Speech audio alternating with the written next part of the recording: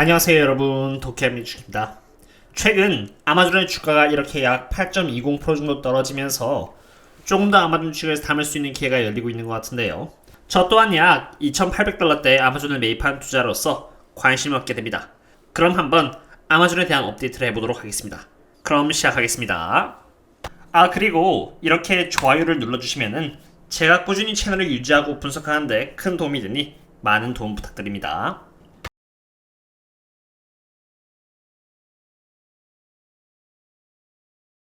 가장 먼저 아마존의 핵심 산업인 이커머스 부분에 대해서 알아보겠습니다. 아마존은 최근 아마존 프라임의 월 정액가를 119달러에서 139달러치 올리면서 멤버십들에게 더 많은 혜택을 약속하겠다고 했는데요. 아마존 입장에서는 이런 결정을 내릴 수밖에 없었던 것이 최근 유가가 많이 오르면서 많은 국기들을 대상으로 배송을 하는데 더 많은 비용이 들기 시작했다는 점입니다. 하지만 유가라는 것이 최근 유크레인과 러시아의 전쟁 그리고 서플라이 체인의 어려움으로 인해서 상승하게 된 만큼 이러한 문제는 시간 문제로 생각되며 문제가 안정이 되면은 아마존 이에 따라서 마진율이 더 향상하게 될 것이라고 생각합니다. 왜냐하면은 한 번 오른 이 월 정액가는 다시 내려오지 않을 것이기 때문입니다. 그리고 제가 아마존의 이커머스가 좋아질 것이라고 생각하는 이유는 단순히 멤버십 피에 대한 향상 때문은 아닙니다. 아마존의 경우 해외 시장으로부터 벌어들이는 매출액이 이렇게 전체 매출액 대비해서 27% 정도를 차지하는데요. 북아메리카에서 18% 정도의 매출액 상승률이 있었다면 해외에서의 매출액은 22%의 매출액 속도로 매출액이 성장하고 있습니다. 이러한 성장률은 2021년 4분기의 매출액을 2020년 4분기와 비교했을 때입니다. 그럼 그 이전은 어떨까요? 아마존의 매출액을 북아메리카 그리고 해외 시장만 두고 비교를 해보겠는데요.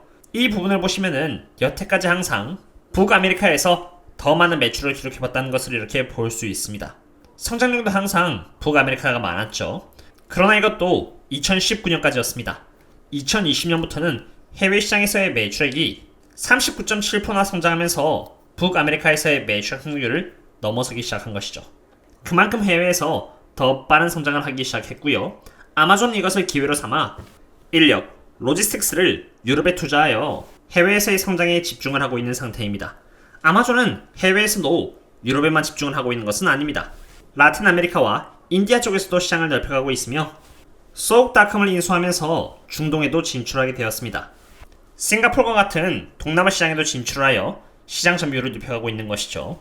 다른 이커머스의 경쟁사들이 투자를 줄일 때 아마존은 2020년에 투자를 빠르게 높여가고 있으며 이러한 투자는 2021년 4분까지도 계속 이어져 나가고 있습니다. 보시는 것처럼 아마존의 이커머스 확장성은 높아지고 있고 원유 가격이 조금 안정이 되고 서플라이 체인이 원활해지면 더 좋아질 것인데 거기에다가 더해 나중에 투자를 줄이게 되면은 마진율은 더 높아질 것이고요. 이 순이익률 또한 더 높아질 것이기 때문에 아마존의 펀더멘털은 앞으로 더더욱 좋아질 것이라고 생각합니다. 그럼 두 번째 사업 모델 중 하나인 아마존 웹 서비스, 즉 클라우드 부분을 보도록 하겠습니다. 클라우드 부분이야말로 아마존의 실적을 이끌어가는 주인공 중 하나라고 할 수 있는데요. 보시다시피 아마존의 AWS에서는 매출액은 매 분기마다 빠르게 높아지고 있고요.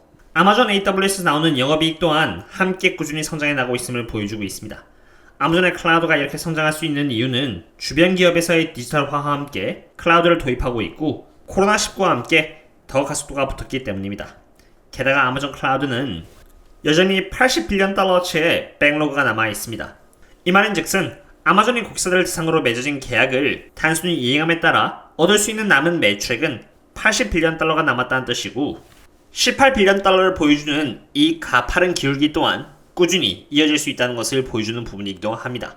게다가 아마존은 다른 경쟁사들 대비해서 가장 높은 시장 점유율을 점유하고 있는데요. 시간이 가면 갈수록 시장 점유율이 떨어지기는커녕 천천히 올라 33%의 시장 점유율을 유지하게 되었습니다. 세 번째 비즈니스 모델은 광고 쪽입니다. 아마존은 최근 광고 쪽의 매출액을 공개하면서 광고 쪽에서도 점점 매출액이 높아지고 있다는 것을 보여주기 시작했는데요.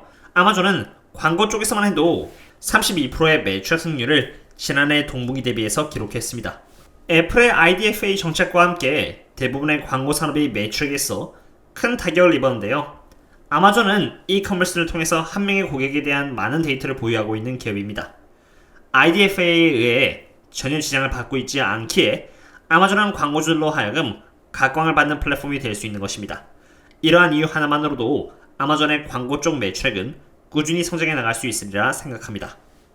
그럼 이제 여태까지 제가 말씀드린 부분이 전부 다 주가에 반영이 되는지 DCF 밸류에이션을 통해서 한번 알아보도록 하겠습니다. 저는 처음에 프리 캐시플로우를 2021년을 시작으로 해서 그 뒤 10년까지 이렇게 잡았고요. 금리에 따른 아마존의 할인율과 아마존이 지금 보유하고 있는 부채와 현금, 그리고 아마존이 발행한 주식을 보았을 때 저는 아마존이 최소 3,671달러는 돼야 한다고 생각합니다. 조금 더 보수성을 더해서 제가 마진 오브 세이프티를 10% 넣었을 때 제가 기대할 수 있는 아마존의 적중가는 3,304달러로 지금 현재 주가인 3,089달러 대비해서 많게는 19%, 적게는 7% 이상 이렇게 저평가되어 있다는 것을 볼 수 있습니다.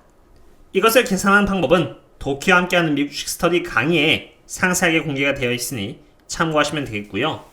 사실 아마존이 저평가로 생각하는 사람들은 저뿐만이 아닙니다. 35명의 애널리스트들은 평균적으로 아마존이 최소 4,143달러까지 갈 수 있다고 생각하고 있고요.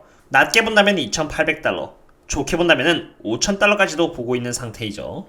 여기 모건 스탠리, 도이치뱅크, 웰스파고, 뱅크 오브 아메리카 등등의 이런 5스타 이상의 애널리스트들은 에버리지 리턴만 해도 23.20%의 수익률, 37%, 110.80%, 19.50%, 25.90%, 25.20% 등 굉장히 높은 수익률을 자랑하는 그런 애널리스트들입니다. 이러한 분들은 지금 이렇게 4,000달러 이상을 아마존의 최소 적정 주가라고 바라보고 있고요. 물론 내려가다 보면은 중간중간에 이렇게 3,000달러들도 보이긴 하지만 여전히 지금의 주가 대비해서 많이 높은 상태인 것을 볼 수 있죠. 조금 더 내려가면은 이렇게 또 4,000달러대가 대부분 보입니다. 그럼 이번에는 아마존의 멀티플을 통해서 한번 밸류에이션을 보도록 하겠습니다. 아마존은 지금 PE 멀티플 51.08을 받고 있는 상태입니다. PE 멀티플 51은 어쩌면 되게 높은 상태라고 볼 수 있는데요. 고평가라고도 이해할 수 있겠습니다. 그렇지만 아마존은 단순히 PE 멀티플로 평가하기에는 조금 부적절한 상태입니다. 왜냐면은 아마존은 벌어들이는 수익 대부분을 다시 투자하고 있으므로 EPS가 적게 나올 수밖에 없는 것이죠. 그렇기 때문에 아마존을 PE 멀티플로 보기보다는 아마존이 실제 벌어들이고 있는 이 영업현금 흐름인 OCF를 기준으로 해서 보는 게 조금 더 적합하다고 생각합니다. 아마존은 OCF 기준으로 본다면 이렇게 27.75의 프라이스 OCF를 보여주고 있는 상태이고요. 지금까지 평균적으로 약 27.76%의 연평균 성장률을 보여주었다고 생각합니다. 2021년에 이렇게 영업현금 흐름의 성장률이 31% 줄어들면서 주가가 이렇게 오랜 기간 동안에 횡보하긴 했습니다만 이제는 2022년, 23년, 24년에 걸쳐서 88%, 22%, 30%라는 훌륭한 영업현금 흐름 성장률을 바라보고 있기 때문에 이러한 미래 성장률에 비하면은 아마존은 지금은 저평가를 받고 있다고 생각합니다. 만약에 아마존이 지금 현재 27.71의 이 멀티플을 유지한 상태에서 영업현금 흐름을 이렇게 예측한 상태로만 늘려준다면은 아마존의 주가는 적어도 52%나 더 올라서 많은 애널리스트들이 말한 4,000달러대 이상인 4,696달러까지도 올라갈 수 있다고 생각합니다. 오늘은 이렇게 아마존에 대한 업데이트를 해보았습니다. 아마존은 이렇게 올라갔다가 다시 이렇게 좀 조정을 받고 있는 상태이고요. 아마존의 RSI는 44.60으로 아직 조정이 있어서 바닥이 왔는지 안 왔는지는 아무도 모릅니다. 일봉으로 봤을 때는 이게 얼마나 더 떨어질지는 가늠이 되지 않습니다만 이것을 주봉으로 봤을 때는 아마존의 단기적인 저항선은 2,949달러로 주가가 2,949달러까지 떨어진다면 충분히 더 담을 수 있는 부분이 되지 않을까 생각합니다. 하지만 어쨌든 여전히 아마존은 주가가 여기 있든 여기에 오든 여전히 저평가인 상태이고요. 저희 경우는 이미 아마존을 몇 개 들고 있기 때문에 조금 더 여유를 갖고 아마존을 분할 매수하면서 모아나가지 않을까 싶습니다. 오늘의 아마존 분석은 여기까지 하도록 했고요. 그럼 다음에 또 다른 기업의 분석과 함께 찾아뵙도록 하겠습니다. 그럼 다음에 또 만나요. See you later.